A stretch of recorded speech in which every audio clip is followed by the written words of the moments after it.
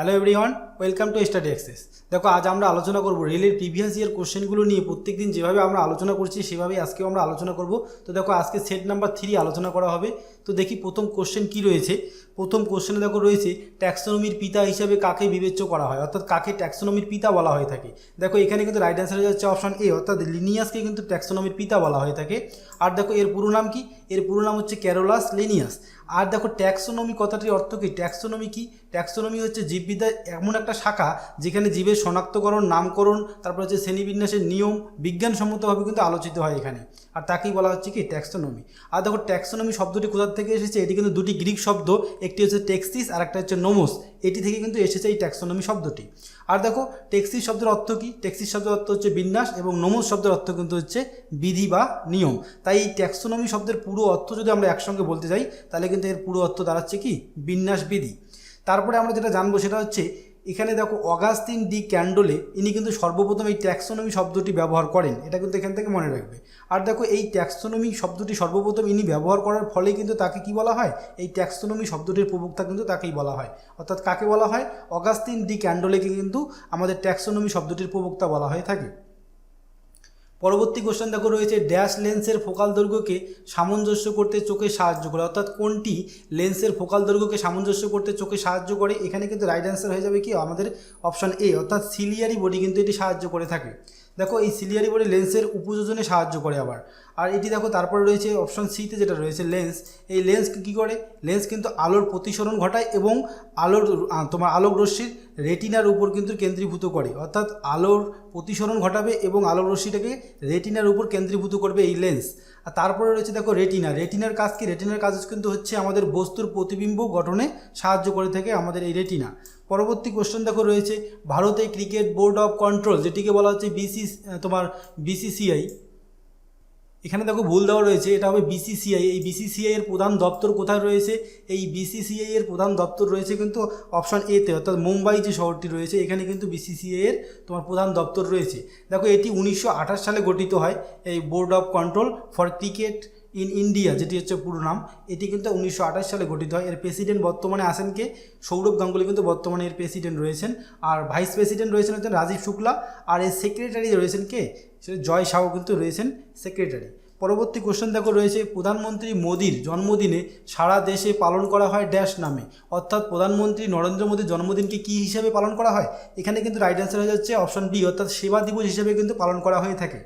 আর এটি পালন করা হয় 17ই সেপ্টেম্বরে কিন্তু এই সেবা দিবস পালন করা হয় প্রধানমন্ত্রী নরেন্দ্র মোদীর জন্মদিনে। পরবর্তী কোশ্চেন দেখো রয়েছে, 10 কেজি ওজনের একটি বস্তু 2 মিটার সেকেন্ড গতিবেগে চলমান বস্তুটির গতিশক্তি হলো, অর্থাৎ 10 কেজি ওজনের একটি যদি বস্তু 2 মিটার পার সেকেন্ড গতিবেগে চলে, তাহলে ওই বস্তুটির গতিশক্তি কী হবে? তো দেখো, এখানে সূত্রটি রয়েছে, তোমরা দেখো এখানে কি রয়েছে, এটি হচ্ছে গতিশক্তি। কেই মানে হচ্ছে এখানে গতিশক্তি, এটি গতিশক্তি। তারপরে হচ্ছে এম হচ্ছে এখানে ভর, আর এখানে রয়েছে ভি হচ্ছে তোমাদের বেগ। এগুলো যদি জাস্ট বসিয়ে দেওয়া যায়, বসিয়ে দিয়ে যদি তোমরা এটা করে নাও, তাহলে কিন্তু এখানে রাইট অ্যান্সার কী দাঁড়াবে? এখানে কিন্তু রাইট অ্যান্সার দাঁড়াবে হচ্ছে 20 জে, অর্থাৎ 20 জুল হবে কিন্তু এখানে রাইট অ্যান্সার। তোমরা এটা করে নেবে, করে দেখবে ঠিক রয়েছে কি না।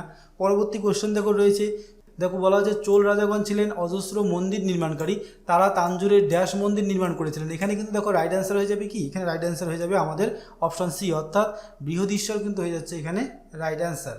পরবর্তী কোশ্চেনে দেখো রয়েছে, বিখ্যাত আন্দোলনকারী, তারপর দেখো রয়েছে বিখ্যাত আন্দোলনকারী ইরম শর্মিলা যে চানু রয়েছেন, তিনি কি করেন?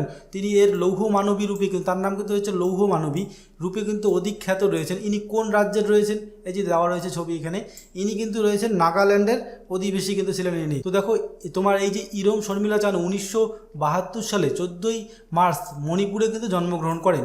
আর তাকে মণিপুরের লৌহ মানবী বলা হয়, যেটা একটু আগে বললাম, আয়রন লেডি অফ মণিপুর বলা হয়। তিনি 2000 সালে, অর্থাৎ 2000 সনের 2 নভেম্বরের পর থেকে মণিপুরের সৈন্যবাহিনীর বিশেষ ক্ষমতা আইন যেটি রয়েছে সেটি কিন্তু বাতিল করার জন্য অনশন করেছিলেন। দেখো, এই বাতিল করার জন্য কেন অনশন করেছিলেন? অনশনের কারণটা দেখো, 2000 সালে 2 নভেম্বর মণিপুরের ইম্ফল উপত্যকায় মালবে ভারতের অন্যতম যে প্যারামিলিটারি বাহিনী রয়েছেন তার 10 জন মণিপুরি ভারতীয় নাগরিককে হত্যা করে। আর এই ঘটনাটিকে পাসলোই মানব গণহত্যা বলে কিন্তু উল্লেখ করে। আর এই 5 দিনের যে স্থানীয় খবরের কাগজে কিন্তু এর ফটো সহ এই ঘটনার খবর ছাপা হয়। আর এই মৃত্যু হয়েছিল তাদের মধ্যে কিন্তু মৃতদের ভিতরে 62 বছর বয়সী বৃদ্ধা পর্যন্ত ছিল। তো এই মৃত্যু ঘটনার পরবর্তীকালে কিন্তু এই আমাদের এটা বাতিল করার জন্য কিন্তু এই ঘোষণাটা কিন্তু করেন আমাদের কি ইরম শর্মিলা চানু। আর বর্তমানে অনশনের 10 বছর অতিক্রম করা শর্মিলা পৃথিবীর সবচেয়ে দীর্ঘ সময় অনশনকারী নারী হিসাবে ধরা হয় এনাকে, অর্থাৎ দীর্ঘকালীন অনশন করেছিলেন ইনি পৃথিবীর মধ্যে। পরবর্তী কোশ্চেন দেখো রয়েছে পারমাণবিক ব্যাসার্ধ এতে মাপা হয়, অর্থাৎ কিসের মাধ্যমে পারমাণবিক ব্যাসার্ধ মাপা হয়। দেখো এখানে কিন্তু রাইট অ্যান্সার হয়ে যাচ্ছে কি ন্যানোমিটার। এই ন্যানোমিটারের সাহায্যে কিন্তু পারমাণবিক ব্যাসার্ধ মাপা হয়ে থাকে। তো দেখো এখানে কয়েকটি আমরা দিয়েছি কোনটা দিয়ে কি করা হয় এখানে কিন্তু দেওয়া রয়েছে। দেখো রয়েছে ফেমটোমিটার, তারপরে যেটাকে ফার্মি বলা হচ্ছে। আর এটা কি করে পরমাণু নিউক্লিয়াস ও নিউক্লিয়নের ব্যাসার্ধ বা ব্যাস প্রকাশে কিন্তু একক হিসেবে ব্যবহৃত হয়। তারপরে দেখো রয়েছে সেটি হচ্ছে পিকোমিটার। এই পিকোমিটারের সাহায্যেও কিন্তু কি করা হয় নিউক্লিয়াসের তোমার ব্যাস মাপা হয় বা ব্যাস এককের সাহায্যে প্রকাশ করা হয়। তারপরে দেখো রয়েছে এইদিকে তোমার মাইক্রোমিটার যেটা রয়েছে, এই মাইক্রোমিটারের সাহায্যেও কিন্তু কী করা হয় অণুবীক্ষণ যন্ত্রে যেসব বস্তু দেখা যায় তাদের আকার প্রকাশে এই একক কিন্তু ব্যবহার করা হয়। অর্থাৎ অণুবীক্ষণ যন্ত্রের সাহায্যে আমরা যেসব বস্তু দেখে থাকি তাদের আকার কিন্তু প্রকাশ করার জন্য এই এককটা ব্যবহার করা হয়ে থাকে। তারপরে দেখো রয়েছে বাজারে যেসব পলিথিন ব্যাগ ব্যবহৃত হয় তাদের বেধও কী করা হয় এই মাইক্রনে উল্লেখ করা হয়, অর্থাৎ তার বেধটা যে রয়েছে সেটা কিন্তু এই মাইক্রনের সাহায্যে উল্লেখ করা হয়ে থাকে, অর্থাৎ এই মাইক্রোমিটারের সাহায্যে উল্লেখ করা হয়ে থাকে। পরবর্তী কোশ্চেন দেখো রয়েছে সবচেয়ে বড় পরমাণু, অর্থাৎ এই নিম্নলিখিত পরমাণুগুলির মধ্যে সবচেয়ে বড় কোনটি। এখানে কিন্তু রাইট অ্যান্সার হয়ে যাচ্ছে অপশন এ, অর্থাৎ এলআই হচ্ছে এখানে রাইট অ্যান্সার। পরবর্তী কোশ্চেনে দেখো রয়েছে স্টক ড্রিঙ্ক এ ড্যাশ থাকে, অর্থাৎ স্টক ড্রিঙ্কে কী থাকে। এখানে কিন্তু রাইট অ্যান্সার কোনটি হবে, এখানে রাইট অ্যান্সার হয়ে যাবে অপশন সি, অর্থাৎ তোমার কার্বনিক অ্যাসিড কিন্তু থাকে আমাদের এই স্টক ড্রিঙ্কে। এরপরে আরও কিছু অ্যাসিড রয়েছে সেগুলো আমরা সম্পর্কে জানবো, যেমন হচ্ছে অক্সালিক অ্যাসিড। এই অক্সালিক অ্যাসিড কোথায় পাওয়া যায় আর কি, এদের উৎসগুলো একটু জানবো। দেখো অক্সালিক অ্যাসিড পাওয়া যায় কোথায়, ইউক্যালিপটাস গাছের ছাল এবং হরিতকি থেকে কিন্তু এই অক্সালিক পাওয়া যায়, অক্সালিক অ্যাসিড। তারপরে দেখো রয়েছে টার্টারিক অ্যাসিড, এটি কোথায় পাওয়া যায়, এটা হচ্ছে পাকা তেঁতুল আর হচ্ছে শুকনো খেজুরে কিন্তু এই আমাদের টার্টারিক অ্যাসিড পাওয়া যায়। তারপরেই দেখো রয়েছে সাইট্রিক অ্যাসিড, যেটা অপশন 4-এ রয়েছে সাইট্রিক অ্যাসিড। এটি কোথায় পাওয়া যায়, এটি হচ্ছে পাতিলেবু, আনারস এবং আঙুরে কিন্তু পাওয়া যায় এগুলো। তার প্রথমে রয়েছে অক্সালিক অ্যাসিড, সেটি পাওয়া যায় ইউক্যালিপটাস গাছের ছাল এবং হরিতকি থেকে। তারপরে রয়েছে টার্টারিক অ্যাসিড, টার্টারিক অ্যাসিড পাওয়া যায় পাকা তেঁতুল আর হচ্ছে শুকনো খেজুর। তারপরে রয়েছে সাইট্রিক অ্যাসিড, এটি পাওয়া যায় হচ্ছে পাতিলেবু, আনারস আর আঙুরের মধ্যে। তারপরে আরও কিছু তথ্য জেনে নাও এখান থেকে, সেটা হচ্ছে ফর্মিক অ্যাসিড কোথায় পাওয়া যায়, সেটা হচ্ছে লাল পিঁপড়ে, মৌমাছি, তারপরে বোলতার এদের হুলে কিন্তু আমাদের এই ফর্মিক অ্যাসিড পাওয়া যায়।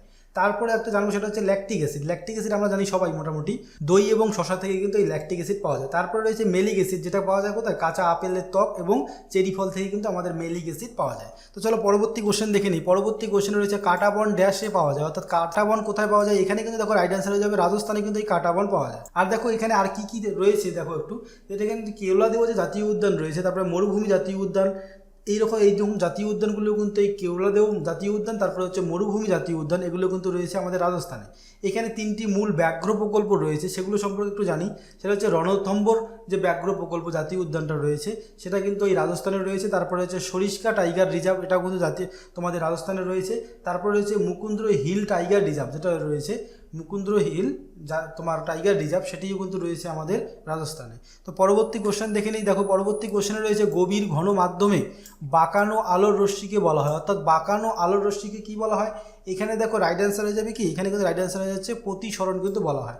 তো প্রতিসরণ কি একটু দেখে নিই, যে কোনো স্বচ্ছ ও সমসত্ব মাধ্যম থেকে আলো যখন অপর একটি স্বচ্ছ বা সমসত্ব মাধ্যমে তির্যকভাবে প্রবেশ করে তখন দুই মাধ্যমের যে বিভেদ তল আছে সেই বিভেদ তল থেকে কি হয় আলোর রশ্মির গতিপথের পরিবর্তন ঘটে, একেই কি বলা হয় আলোর প্রতিসরণ কিন্তু বলা হয়। তো দেখো এই যখন গভীর ঘন মাধ্যমে বাঁকানো আলোর রশ্মিকে কি বলা হয়, অর্থাৎ এখানে যখন আমরা হালকা মাধ্যম থেকে গভীর ঘন মাধ্যমে প্রবেশ করবে তখন কি হচ্ছে আমাদের আলোর রশ্মি বেঁকে যাচ্ছে, যখন আলোর রশ্মি বেঁকে যায় সেটাকে কিন্তু বলা হয় কি প্রতিসরণ, অর্থাৎ বেঁকে যখন প্রবেশ করে সেটাকে বলা হচ্ছে প্রতিসরণ। পরবর্তী কোশ্চেনে দেখো রয়েছে কপার সালফেট দ্রবণে জিঙ্ক যোগ করলে ড্যাশ স্থানচ্যুত হয়, তাহলে কোনটি স্থানচ্যুত হয়। এখানে কিন্তু রাইট অ্যান্সার হয়ে যাবে তামা, তামা কিন্তু স্থানচ্যুত হয়, অপশন এ হচ্ছে এখানে রাইট অ্যান্সার। তার পরবর্তীতে রয়েছে দেখো প্রথম কোন ভারতীয় মহিলা ব্যাডমিন্টনে কোরিয়া ওপেন সিরিজ জয় করেন। দেখো এখানে রাইট অ্যান্সার কোনটি হবে, এখানে কিন্তু কোরিয়া ওপেন যে তোমার ব্যাডমিন্টন কোরিয়া ওপেন সিরিজ যেটি সেটি কিন্তু জয় করেন পিভি সিন্ধু, অপশন এ হচ্ছে এখানে রাইট অ্যান্সার। এখান থেকে কিন্তু কে কোন খেলার সঙ্গে জড়িত এবং কোন রাজ্যে কে রয়েছেন সেটা কিন্তু আসে খুব বেশি। তা দেখো পিভি সিন্ধু ইনি তো ব্যাডমিন্টনের সঙ্গে জড়িত, আর ইনি তার জন্মস্থান হচ্ছে হায়দ্রাবাদ, তিনি কিন্তু হায়দ্রাবাদের। আর তারপরে দেখো রয়েছে অপশন বিতে অর্থাৎ টুতে রয়েছে দেখো তোমার অশ্বিনী পন্নাপ্পা যে রয়েছেন ইনিও কিন্তু ব্যাডমিন্টনের সাথে জড়িত, আর এনার জন্মস্থান হয়েছে কিন্তু ব্যাঙ্গালোরে।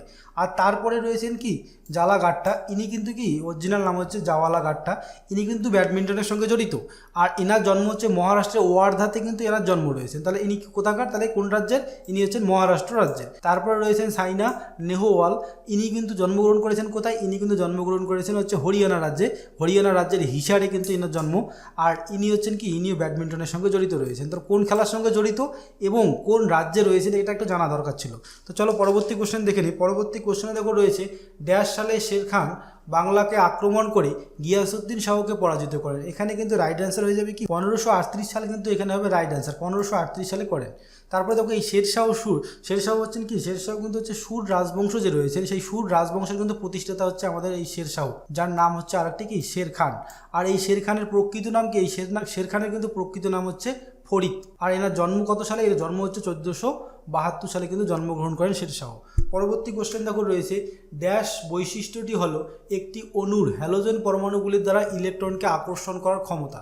তো কোন বৈশিষ্ট্যের মাধ্যমে একটি অণুর হ্যালোজেন পরমাণুগুলির দ্বারা ইলেকট্রনকে আকর্ষণ করে, এখানে কিন্তু রাইট অ্যান্সার হয়ে যাচ্ছে কি অপশন ডি অর্থাৎ ইলেকট্রোনেগেটিভিটি, এটি হবে এখানে রাইট অ্যান্সার। পরবর্তী কোশ্চেনে রয়েছে একটি ড্যাশ তন্তু অর্থাৎ কোন তন্তু ত্বকের তলদেশ ও আন্ত অঙ্গের মধ্যবর্তী স্থানে গঠিত হয়। এখানে দেখো রাইট অ্যান্সার কোনটি হবে, এখানে কিন্তু রাইট অ্যান্সার হচ্ছে আমাদের অপশন এ অর্থাৎ এডিপোস হবে এখানে রাইট অ্যান্সার। পরবর্তী কোশ্চেন দেখো রয়েছে পরিপক্ক শুক্রাণু কোথায় উৎপাদিত হয়, অর্থাৎ পরিপক্ক শুক্রাণু উৎপাদিত হয় কোথায়, এখানে কিন্তু রাইট অ্যান্সার হচ্ছে অপশন এ অর্থাৎ টেস্টিসে কিন্তু আমাদের এই পরিপক্ক তোমার শুক্রাণু কিন্তু উৎপাদিত হয়। পরবর্তী কোশ্চেনে দেখো রয়েছে কোন বস্তুর মধ্যে কিছু অধিকার করার ক্ষমতাকে বলা হয়, অর্থাৎ কোনো বস্তুর মধ্যে কোনো কিছু অধিকার করার ক্ষমতাকে কি বলা হয়, এখানে রাইট অ্যান্সার হয়ে যাবে অপশন বি অর্থাৎ শক্তি কিন্তু বলা হয়। তো চলো শক্তির একটু সংজ্ঞাটা দেখে নিই। শক্তি কি, পদার্থবিজ্ঞানের ভাষায় শক্তি বলতে কাজ করার সামর্থ্যকে কিন্তু বোঝানো হয়।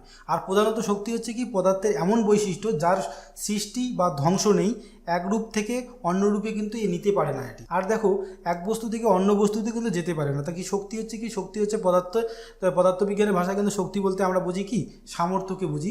আর প্রধানত শক্তি হচ্ছে পদার্থের এমন একটি বৈশিষ্ট্য যার সৃষ্টি বা ধ্বংস নেই এবং এক রূপ থেকে অন্য রূপে কি যেতে এটি পারে না। নিম্নলিখিতগুলির মধ্যে কোন নিষ্ক্রিয় গ্যাসটি পর্যায় সারণীর পর্যায় 4-এ রয়েছে, অর্থাৎ পর্যায় 4-এ কোনটি রয়েছে, এখানে কিন্তু রাইট অ্যান্সার হয়ে যাবে কে আর অর্থাৎ ক্রিপ্টন যেটি রয়েছে এটি কিন্তু রাইট অ্যান্সার হবে। তো দেখো এখানে আধুনিক পর্যায় সারণী পিরিয়ডিক টেবিলটা দেওয়া রয়েছে, এখানে তোমরা দেখে নেবে। দেখো প্রথমে এইটার যে রয়েছে এগুলো সব নিষ্ক্রিয় গ্যাস, তারপরে দেখো রয়েছে যেটা খুবটা তোমার সবুজ কালারের, এটা সবগুলো হচ্ছে আমাদের হ্যালোজেন মৌল রয়েছে এখানে। আর দেখো এখানে রয়েছে যেগুলো এগুলো হচ্ছে এই যে ক্রিপ্টন যে রয়েছে, ক্রিপ্টন হচ্ছে আমাদের 18তম শ্রেণীতে রয়েছে। আর আমরা একটু দেখে নেই যে এই যে আমাদের আধুনিক পর্যায় সারণী, এই আধুনিক পর্যায় সারণীতে কিন্তু 7টি পর্যায় রয়েছে আর 18টি কী রয়েছে শ্রেণী রয়েছে। আর মোট মৌল আছে কতটি, 118টি।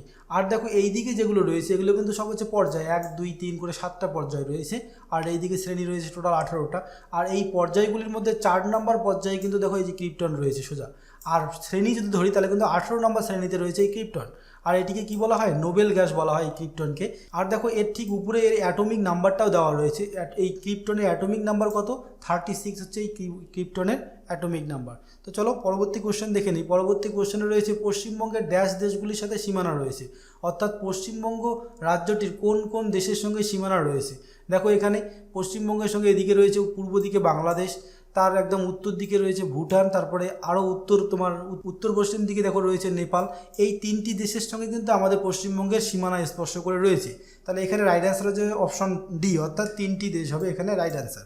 তো পরবর্তী কোশ্চেন দেখো রয়েছে 1 কিলোওয়াট পার আওয়ার, এটা যে রয়েছে 1 কিলোওয়াট এটাই সমান সমান কত, এখানে কিন্তু রাইট অ্যান্সার হয়ে যাবে অপশন ডি অর্থাৎ 36 ইন্টু তোমার 10⁶, এটি হয়ে যাবে এখানে রাইট অ্যান্সার। পরবর্তী কোশ্চেনে দেখো রয়েছে ড্যাশ গ্যাসে একটি আলোকিত গ্যাস হিসেবে ব্যবহৃত হয়, অর্থাৎ কোন গ্যাস একটি আলোকিত গ্যাস হিসেবে ব্যবহৃত হয়, এখানে কিন্তু রাইট অ্যান্সার হয়ে যাবে কি অপশন এ অর্থাৎ প্রোপেন গ্যাস কিন্তু একটি আলোকিত গ্যাস হিসেবে ব্যবহৃত হয়। আর দেখো এই প্রোপেন গ্যাসের কিন্তু একে বলা হয় কি বর্ণহীন এবং গন্ধহীন গ্যাস কিন্তু বলা হয় এই প্রোপেন গ্যাসকে। আর প্রোপেন গ্যাস হচ্ছে কি 3টি কার্বন বিশিষ্ট একটি অ্যালকেন, যার কি আণবিক সংকেত হচ্ছে C3H8, এটি কিন্তু মনে রাখবে। আর দেখো এটি কি পেট্রোলিয়ামের শোধন এবং প্রাকৃতিক গ্যাস যে রয়েছে সেটি প্রক্রিয়াকরণের সময় কিন্তু এটি উপজাত হিসেবে তোমার উৎপন্ন হয়। আর দেখো এটা ইঞ্জিনের জ্বালানি হিসেবে কিন্তু এই প্রোপেন গ্যাসও ব্যবহার করা হয়, অর্থাৎ ইঞ্জিনের জ্বালানি হিসেবেও এই প্রোপেন গ্যাস ব্যবহার করা হয়ে থাকে। এটা এখান থেকে তোমরা মনে রাখবে। তো বন্ধুরা, আজকের সেশনটি এই পর্যন্তই ছিল। সম্পূর্ণ ভিডিও দেখার জন্য তোমাদের অসংখ্য ধন্যবাদ।